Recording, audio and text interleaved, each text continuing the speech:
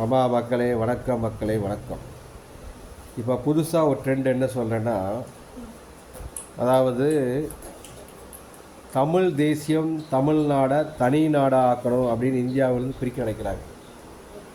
அப்படி பிரிக்கிற நினைப்போட எந்த கட்சிக்கார் ஆரம்பித்தாலும் எவனாக இருந்தாலும் சரி, ஒரு தமிழன் சொல்லிப்போ இல்லை நான் பொதுத்தனமாக தமிழுக்காக போகிறாரன் ஈழத்தமிழுக்காக போகிறான்னா அவன் கண்டிப்பாக அவனோட கொள்கையில் உறுதி இல்லாதன்னு அர்த்தம்.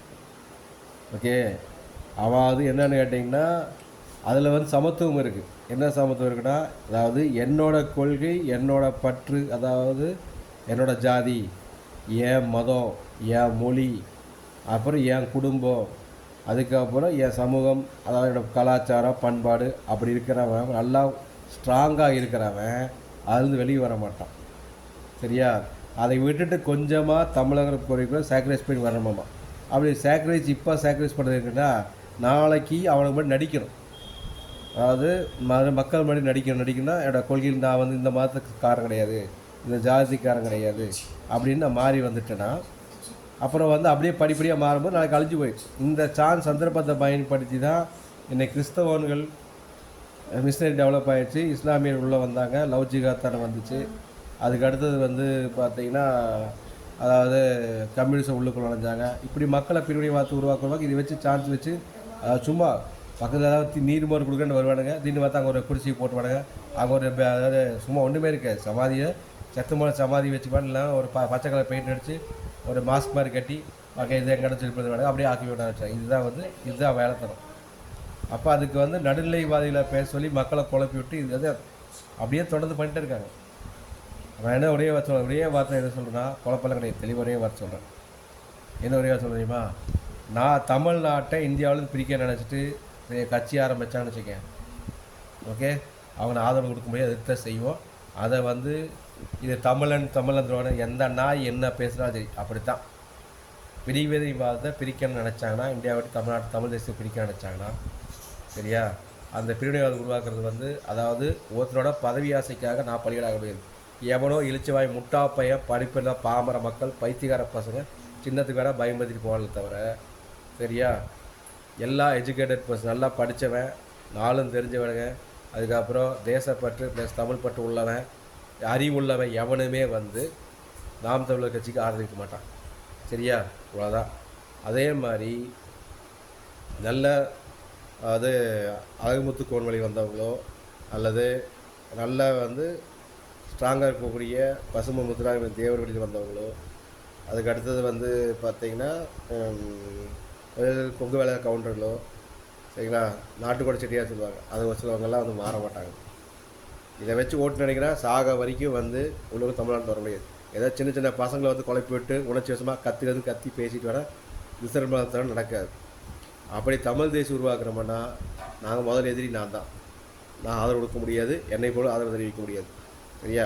எப்படி ஹிந்தி தெரியாது போடா அப்படின்னாங்களையோ, ஹிந்தி கற்றுக்கூடிய போடா, ஹிந்தி தெரியாது போடான்னு அப்படின்னா, எனக்கு தமிழ்நாடு தமிழ் தேசத்தை பிரிக்க நினச்சா எதுக்கூடிய போடா, எங்கள் தனி தமிழ் நாடு வேடா, தமிழ் தேசம் கிடையாது. சரியா? தமிழோட பவர் வேறு. ஓகே, அதே மாதிரி ஏஞ்சோட அதாவது எங்களோட ஜாதி மதம் கலாச்சாரத்தை கேளிக்கை செய்து அதை ஒதுக்கிட்டு அதை தூக்கி வீசிட்டு ஒழிச்சிட்டு தான் நீ தமிழை உருவாக்கணும். அப்படிப்பட்ட தமிழ் தேசம் எங்களுக்கு வேண்டாம். சரியா? அவ்வளோதான். இன்னும் நிறையா இருக்குது, ஒவ்வொன்றா வருவேன். சரியா? இதே மாதிரி புதுசாக கட்சி ஆரம்பிச்சிருக்காங்க அப்படின்னா நடிகர் கூத்தாடினா நிறைய பேர் சின்ன பசங்களுக்கு என்ன தெரியும், சும்மா சினிமா நடிகர் உண்மையாக நினச்சிட்டு ஹீரோ மயிர் மகன் வச்சுருக்காங்க இல்லையா, அந்த மாதிரி முட்டாள் பயிலுக்கு நான் ஒன்று சொல்கிறேன் கேட்டுங்க. சரியா? அதாவது அவங்க மத மாற்றத்துக்காக கம்போடியா கொண்டு வர்றதுக்காகவும், அதுக்கு அதே மாதிரி அதை டேக்ஸ் வரி கட்டாமல், என்ன வரி கட்டாமல் வந்திருக்காங்க தெரியுமா? அதாவது ஏற்கனவே ரோல்ஸ் ராய்ஸ் கார் வாங்க வரி கட்டுறதும் இல்லை, வரி ஏற்று ஜாஸ்தி. அதாவது இது வரி கணக்குன்னு பார்த்தா கணக்கை காத்த போய் செக் பண்ண சொல்லுங்கள். ஏகப்பட்ட போலி நிறுவனங்கள், ஏகப்பட்ட பிரச்சனை இருக்குது. சரியா? ஐடி ரைடு போனால் அதை தப்பிக்கிறதுக்காகவும் அந்த ரோல்ஸ் ராய்ஸ் கார் வாங்கும்போது வரி கட்டாமல் ஏய்க்கன்னு நினச்சிட்டு அவன் எத்தனையோ தியாகிகள் இருக்காங்க இன்ன வரைக்கும். அதாவது ஆர்மி மேனு மிலிட்ரி மேன் இருக்கானுங்க. ஒரே நிமிஷம் லைன்லேயே இருங்க. நான் ஃபோன் பேசும்போது லைன் நிறைய குறுக்கு வந்துச்சு, அதனால் ஃபோன் லைன் இருக்குன்னு சொல்லிட்டேன். ஓகே, நான் இப்போ என்ன கேட்குறேன்னா, அதாவது வரி ஏய்த்து பிழைக்கக்கூடிய தன்மை. அதாவது இராணுவ வீரர்கள், தியாகிகள் எல்லாருமே வந்து ஒழுங்காக வரி கட்டுறாங்க, கணக்கு காட்டுறாங்க, அக்கௌண்ட்ஸ் கணக்கு காட்டுறாங்க. ஆனால் கணக்கு காட்டாமல் என்ன சாதிச்சிட்டான்னு சொல்லிட்டு வரி ஏய்க்க தப்பிச்சாங்க. ரோல்ஸ் ராய்ஸ் கார் வாங்கும்போது அதுக்கப்புறம் இன்றைக்கி வந்து ஒழுங்காக கணக்கு அமைச்சிருக்காங்களா போய் பார்த்தா செக் பண்ணி நிறைய போலி நிறுவனம் வச்சுட்டு ஆரம்பிச்சுதான் தெரியுது. இப்போ கூட அதாவது திருமண வாழ்க்கையில் கல்யாண புருஷமான கேஸ் எது தெரியுமா? அதாவது நமக்கு வந்து பார்த்திங்கன்னா இந்த 2 பேரும் சேர்ந்து இருக்கும்போது குடும்பத்தோட ஒய்ஃப்னா இப்படி எடுத்துக்காட்டு ஒருத்தர் வந்து வேட்புமனு நாமினேஷன் தாக்கல் பண்ண வச்சுருக்கேன். வேட்புமனு தாக்கல் பண்ணுறோம், ரெண்டாவது ஒருத்தர் தாக்கல் பண்ணுவாங்க இல்லையா கூட. இந்த தாக்கல் இந்த வேட்புமனு தாக்கல் வந்து நிராகரிக்கப்பட்டதுன்னா அது மேலே இன்னொன்று சேர்த்துவாங்க இல்லையா? அது மாதிரி அதாவது சொத்து ஹஸ்பண்ட் மனைவி கணவன் மனைவியோட சொத்தை வந்து அந்த கணக்கு காமிக்கிறதுக்காக விவாகரத்து நாடகத்தை ஆடி புருஷமோட பிரிக்கிற மாதிரி வச்சு கேஸை போட்டு வெளியே பிரிக்கிற மாதிரி வச்சு அதுக்கப்புறம் வந்து பார்த்திங்கன்னா நாட்டு மக்களை ஏமாத்துறதுக்காக சொத்தை பிரிக்கிறது. அப்போ பிரிச்சா அந்த ஒய்ஃபோட சொத்து வந்து தனியாக வெளியே போயிட்டு இவங்க தனியாக வெளியே போயிட முடியா? அப்படி கணக்குன்னு காமிச்சும் போது கம்மியான சொத்து கணக்கு காமிக்கலாம். அதுக்காக போட்ட பயங்கரமான தில்லாதங்கடி தான் இந்த விவாகரத்து நாடகம்.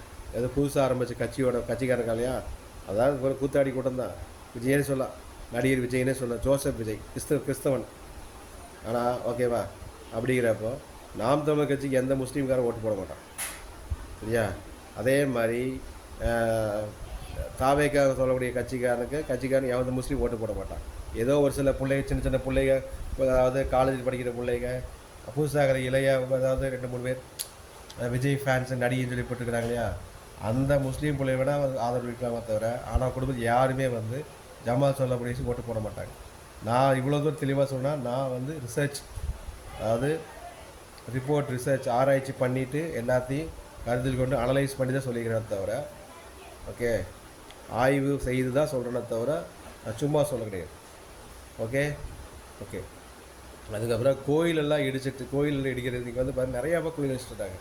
அந்த கோயில் இடிக்கிறது வந்து கூட வந்துட்டே வந்து 10 அதை எடுத்துக்காட்டுங்க, ஒரு 10 இந்துக்கள் இருக்க வச்சுக்க, 10 இந்துக்களில் ஒரு முஸ்லீம் போதும் மத மாற்றத்தை வேலை பண்ணுறதுக்கு, அதாவது சில குள்ளநத்தை தரித்திரம் பண்ணுறது.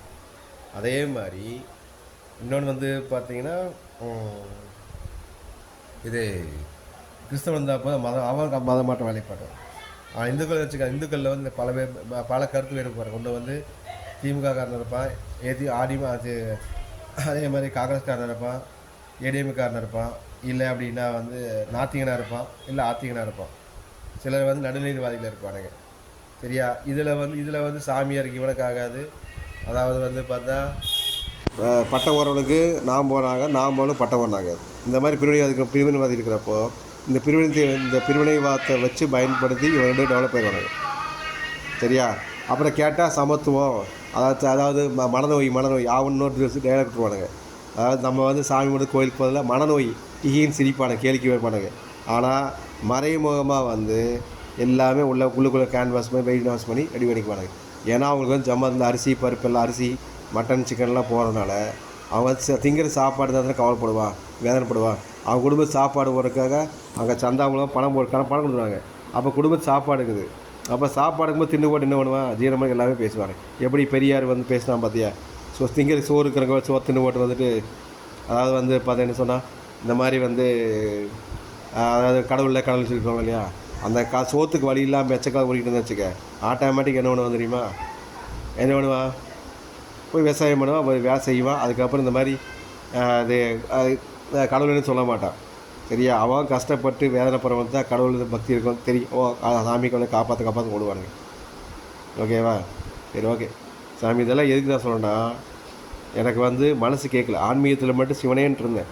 அவங்களை மட்டும் அளப்பட தாங்க முடியாது. கோயில் அடிக்கிறானுங்க, வல்லாமல் பண்ணுறானுங்க, அதுக்கப்புறம் வந்து அரசியல் பண்ணுறானுங்க, அந்த மாதிரி அதே சாமியார் கொண்ட கிடல் பண்ணானுங்க.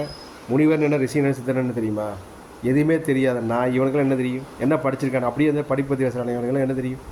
ஆர்டிஐ பற்றி விசாரிச்சுருக்காங்களா? ஆனால் அதை விட்டுட்டு பொய் பத்தலாட்டம் பண்ணானுங்க. என்ன பொய் பத்தலாட்டம் பண்ணானுங்க?